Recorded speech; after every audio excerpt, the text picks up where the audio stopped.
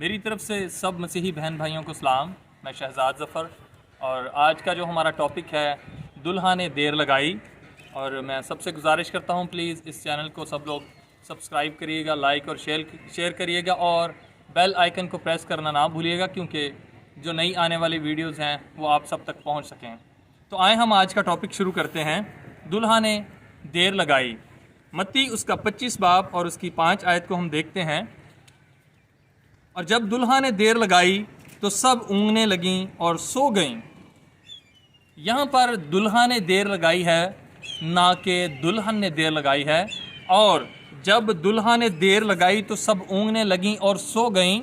सोने का मतलब है हमारा रूहानी तौर पर ठंडा हो जाना, हमारा रूहानी तौर पर खुदा से रिश्ता ख़त्म होना, कम हो जाना। सोने का मतलब है कि हम लोग रूहानियत में खुदा के साथ फिर वैसे नहीं चलते जैसे हमें सरगर्म रहकर चलना चाहिए। तो हम इस कलाम में आगे बढ़ते हैं और दूसरा पतरस उसका 3 बाब और उसकी 8 आयत को देखेंगे।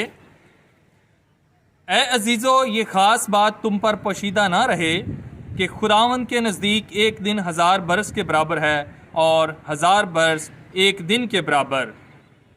खुदावंद के नज़दीक 1000 बरस एक दिन के बराबर है और एक दिन 1000 बरस के बराबर है। और मेरे अजीज़ों, आदम से लेकर अब तक 6000 साल गुज़र चुके हैं। तो जब 6000 साल गुज़र चुके हैं तो इसका मतलब है कि हमारे पास टाइम ख़त्म हो चुका है, क्योंकि खुदा ने 6 दिन काम किया था और 7वें दिन आराम किया था। और इसका सबूत हम कलाम में से ही देखते हैं। इब्रानियों उसका 4 बाब और उसकी 9 आयत में से देखते हैं।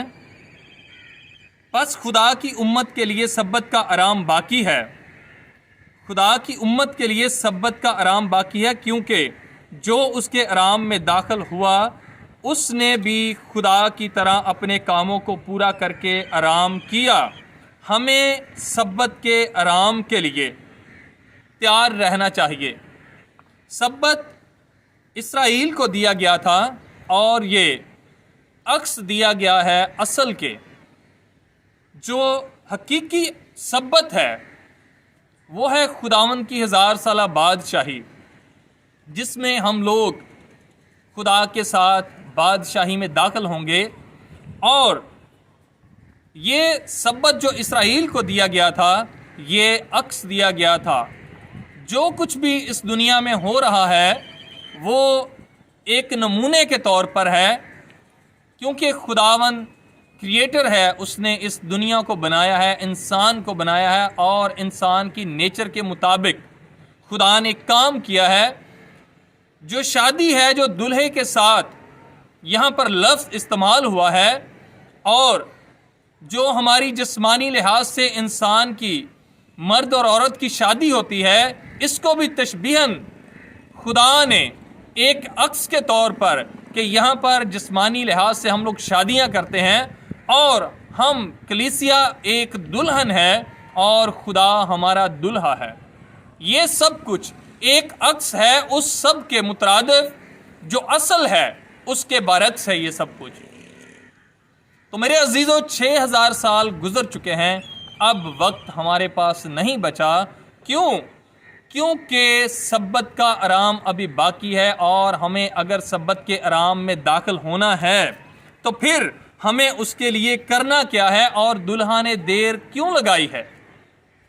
दुल्हा ने आखिर देर लगाई है तो उसकी वजूहात क्या हैं, ये हम कलाम में से ही सीखते हैं। दूसरा पतरस उसका 3 बाब और उसकी 9 आयत को हम देखते हैं।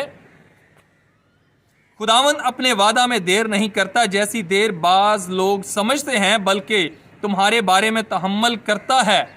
खुदा ने हमारे बारे में तहम्मुल किया है, इसलिए कि किसी की हलाकत नहीं चाहता, बल्कि ये चाहता है कि सब की तौबा तक नौबत पहुँचे।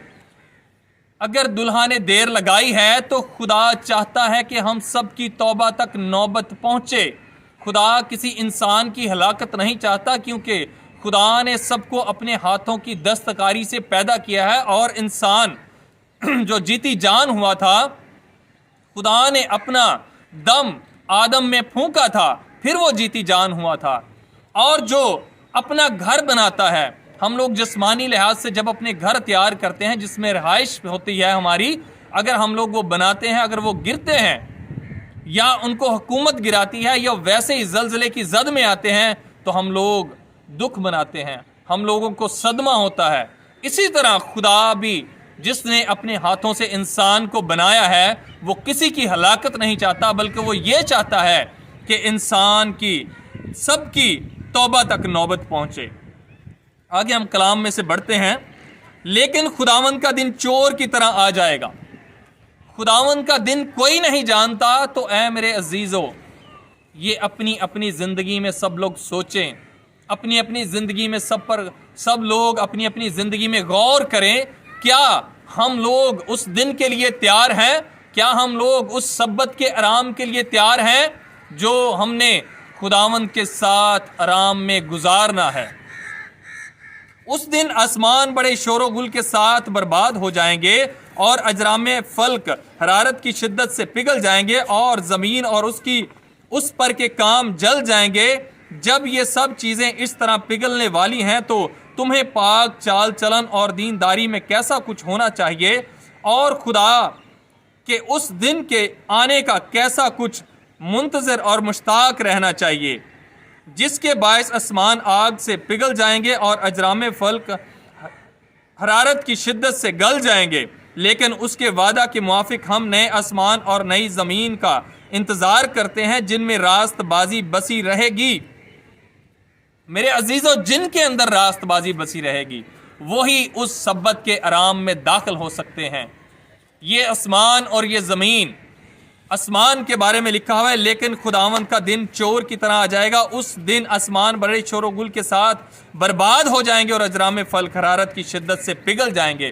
یہ سب کچھ نیست نابود ہونے والا ہے، سب کچھ تباہ و برباد ہونے والا ہے، اور اگر ہم لوگ توبہ نہیں کرتے، خداوند پر ایمان نہیں لاتے، اور ہم لوگ اگر اس کے نام کو اپنی زندگیوں میں نہیں لیتے، تو میرے عزیزو، ہم لوگ پھر اس سبت کے آرام میں داخل نہیں ہو سکتے۔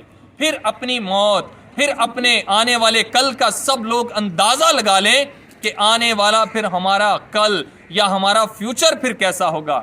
تو اے میرے عزیزو، ہم لوگ یہ چاہتے ہیں اور ہمیں یہ چاہیے کہ ہم لوگ توبہ کریں اور خداوند پر ایمان لائیں، اور راست بازی کے ساتھ ہم اپنے خداوند پر ایمان لائیں اور ٹھہرے رہیں اپنے خداوند کے ساتھ، جان دینے تک وفادار رہیں، کیونکہ ہمارا خدا کامل خدا ہے اور وہ چاہتا ہے کہ ہم لوگ بھی کامل بنیں تاکہ ہم لوگ خدا کے سبت کے آرام میں داخل ہو سکیں۔ تو میرے عزیزو، یہاں پر آج کا جو ٹاپک تھا کہ دلہا نے دیر لگائی، صرف دیر لگانے کی وجہ یہ تھی کہ خدا کسی کی ہلاکت نہیں چاہتا، بلکہ وہ چاہتا ہے کہ سب کی توبہ تک نوبت پہنچے۔ تو میرے عزیزو، ہم سب لوگ اپنے دلوں میں ارادہ کریں اور اپنی نیت ایسی بنائیں کہ ہم لوگ توبہ کریں تاکہ ہم لوگ سبت کے آرام میں داخل ہو سکیں۔ آج کے کلام کے وسیلہ سے ہم لوگ بڑی برکت پائیں۔ یہ سب کچھ خداوند یسوع مسیح کے نام سے مانگتے ہیں، آمین۔